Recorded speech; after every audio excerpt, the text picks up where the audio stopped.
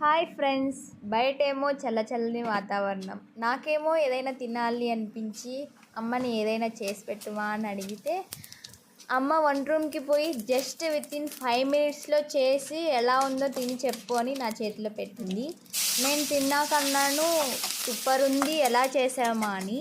ఆ రెసిపీ మీకు కూడా చెప్తా, లెట్స్ గో. ముందుగా అయితే కడాయిలో కొంచెం ఆయిల్ పోసి నెక్స్ట్ జీలకర్ర, దాల్చిన చెక్క, ఉద్దిబ్యాళ్ళు కొన్ని వేసి బాగా వేయించింది.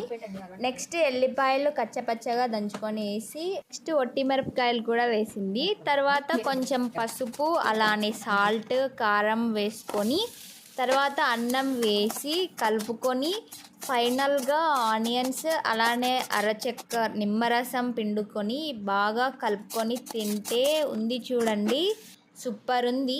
ఈ రెసిపీ అయితే నాకు చాలా అంటే చాలా బాగా నచ్చింది. ఈ రెసిపీ నేమ్ మేమైతే గార్లిక్ రైస్ అని పెట్టాము. ఈ రెసిపీ మీకు నచ్చినట్లయితే లైక్ చేయండి, అట్లే ట్రై కూడా చేయండి, చాలా బాగుంటుంది. Thank you.